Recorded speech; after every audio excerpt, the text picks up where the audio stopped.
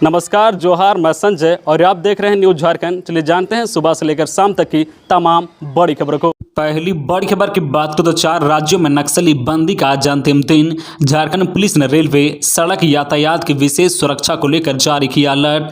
कई इलाकों में दिख रहा है असर।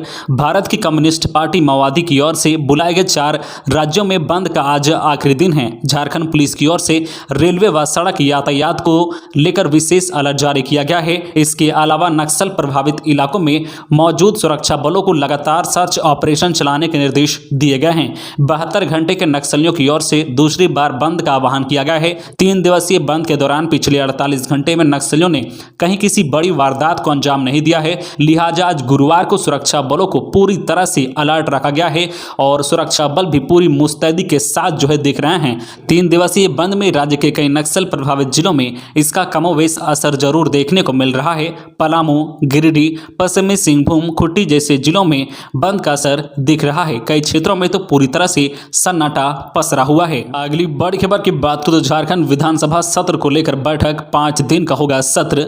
झारखंड विधानसभा का शीतकालीन सत्र 17 दिसंबर से शुरू हो सकता है, जिसके लिए आज मंत्रिपरिषद की बैठक में प्रस्ताव स्वीकृत होगा। ऐसा माना जा रहा है कि शीतकालीन सत्र 5 दिनों का होगा। आपको बता दें कि आज शाम 4 बजे से मंत्रिपरिषद की बैठक चल रही है, जिसकी अध्यक्षता मुख्यमंत्री हेमंत सोरेन कर रहे हैं। अगली बड़ी खबर की बात करें तो झारखंड से मैट्रिक इंटर करने वालों को ही अब संविदा की नौकरी मिलेगी। राज्य में सरकारी विभागों में संविदा पर नियुक्ति के प्रावधानों में बदलाव किया जा रहा है। सरकार ने इसकी प्रक्रिया शुरू कर दी है। कार्मिक विभाग द्वारा इसका प्रस्ताव तैयार किया गया है। विभाग द्वारा तैयार प्रस्ताव के अनुरूप राज्य में अब संविदा पर नियुक्ति के लिए अभ्यर्थियों का झारखंड के स्कूल और कॉलेज से मैट्रिक इंटर की परीक्षा पास करना अनिवार्य होगा। आरक्षित वर्ग के अभ्यर्थियों के लिए प्रावधान में शिथिलता दी जाएगी। कार्मिक विभाग द्वारा प्रस्ताव मुख्यमंत्री कार्यालय को भेज दिया गया है। नियुक्ति के प्रावधान में बदलाव की प्रक्रिया जल्द पूरी की जाएगी।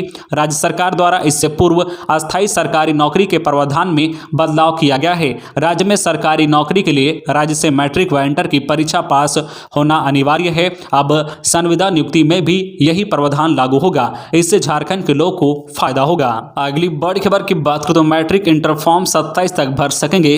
झारखंड एकेडमिक काउंसिल ने मैट्रिक और इंटर परीक्षा के लिए आवेदन जमा करने की तिथि बढ़ा दी है। छात्र 27 नवंबर तक ऑनलाइन आवेदन भर सकेंगे। जो छात्र छात्रा अब तक आवेदन नहीं कर सके हैं वह विलंब शुल्क के साथ ही आवेदन भर सकेंगे। इसके लिए जैक ने सभी स्कूलों को नोटिस जारी कर दिया है। अगली बड़ी खबर की बात करें तो राज्य के सभी पेट्रोल पंप पर हस्ताक्षर अभियान जारी। बीजेपी ने प्रदेश में पेट्रोल डीजल पर वैट कम करने को लेकर शुरू किया अभियान। झारखंड सरकार से पेट्रोल डीजल पर वैट घटाने को लेकर बीजेपी राज्य भर के सभी पेट्रोल पंप पर आज हस्ताक्षर अभियान चला रही है। केंद्र सरकार ने पेट्रोल एवं डीजल पर उत्पाद शुल्क घटाते हुए दामों में 5 एवं 10 रुपए की कमी की है।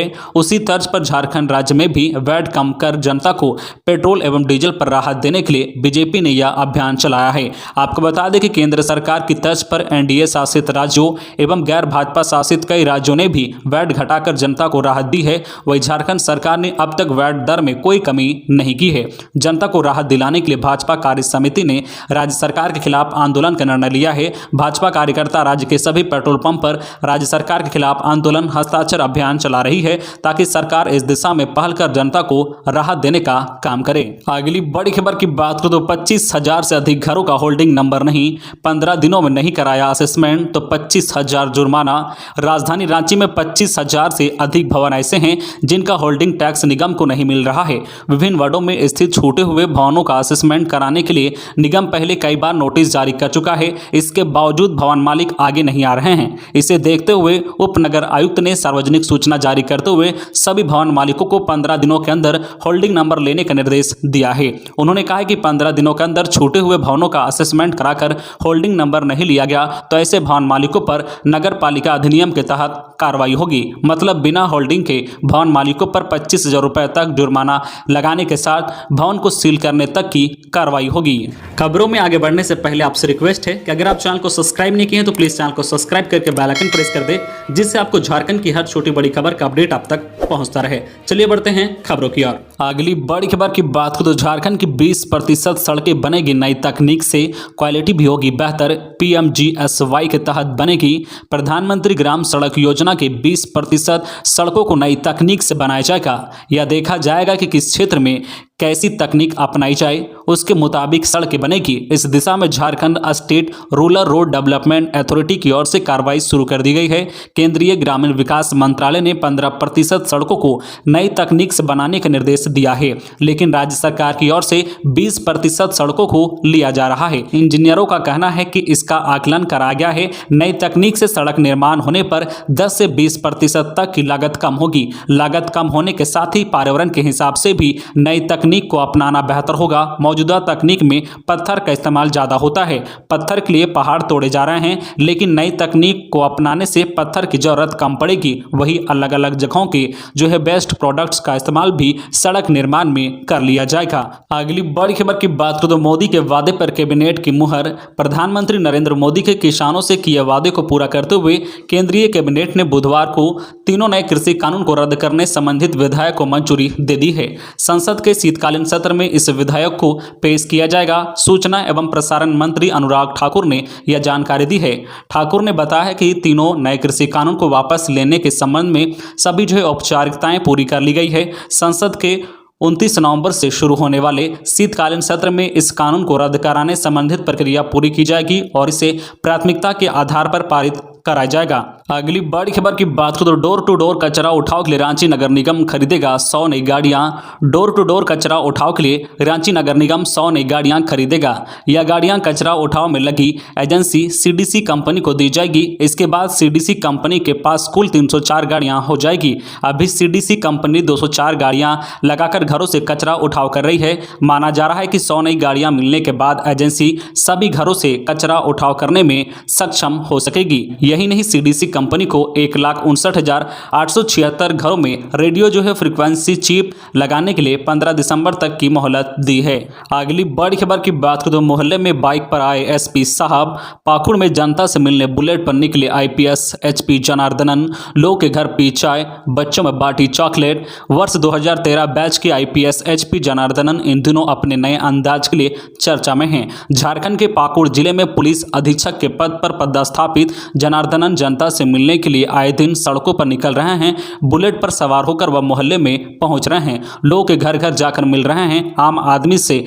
हालचाल पूछ रहे हैं। बच्चों में चॉकलेट व पठन पाठन की सामग्री बंटवा रहे हैं। लोगों के साथ बैठकर उनके दरवाजे पर चाय पी रहे हैं। डीजीपी के निर्देश पर पुलिस की ओर से चलाए जा रहे अभियान एक अनोखी पहल के अंतर्गत सामुदायिक पुलिसिंग व्यवस्था को जमीनी स्तर पर लागू करने का जनार्दनन का यह तरीका लोगों को खूब पसंद आ रहा है। बातचीत के दौरान आम लोगों को यह विश्वास दिलाने का प्रयास किया जा रहा है कि पुलिस उनकी दोस्त है। वो अपनी समस्याओं के लिए बिना किसी भय के सीधे सिपाही से लेकर एसपी तक से मिल सकते हैं। अगली बड़ी खबर की बात करें तो शराब नीति पर सियासत। झारखंड की नई शराब नीति पर राजभवन की नजरें टेढ़ी। राज्यपाल ने सरकार से मांगी फाइल। झारखंड की नई उत्पाद नीति पर राजभवन की नजरें भी टेढ़ी हो गई है।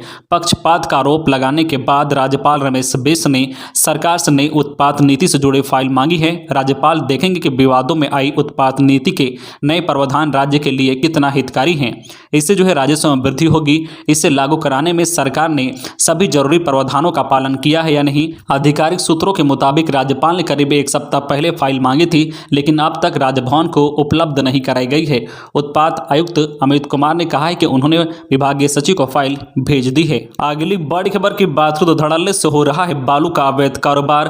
प्रशासन की मिली भगत से बालू उठाने के लग रहे हैं आरोप। रांची के कोडरमा थाना क्षेत्र के सकरी नदी सम्मलडी बालू घाट में इन दिनों अवैध बालू उठाव व कारोबार धड़ल्ले से चल रहा है। यहां रात्रि में 11 बजे से 3 बजे तक बालू का उठाव जेसीबी मशीन के द्वारा किया जाता है। फिर 14 चक्का ट्रक पर लोड कर बिहार, उत्तर प्रदेश के शहरों में भेजा जा रहा है। सभी ट्रकों में बालू ओवरलोड जाता है, जिसे देखने वाला कोई नहीं है। यहाँ बालू घाटों का लीज नहीं है, लेकिन बालू माफिया स्थानीय पुलिस से साठ गांठ कर रात्रि में बालू का उठाव कर रहे हैं। ऐसे में जहां एक और सरकार को लाखों राजस्व का चूना लग रहा है, वही स्थानीय ग्रामीणों में इसे लेकर रोष है। इससे खूनी संघर्ष की भी आशंका बनी हुई है। स्थानीय झामो नेता रविंद्र सांडिल्य, महिला प्रकोष्ठ की अध्यक्ष ब्यूटी कुमारी, जिला परिषद सदस्य भुवनेश्वर राम, कांग्रेस प्रखंड अध्यक्ष विजय सिंह आदि ने प्रशासन से बालू के अवैध उठाव पर रोक की मांग की है।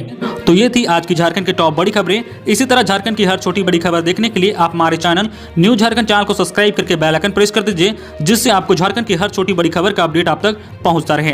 तो आज के लिए बस इतना ही, हमें दीजिए इजाजत, फिर मिलते हैं नेक्स्ट न्यूज में।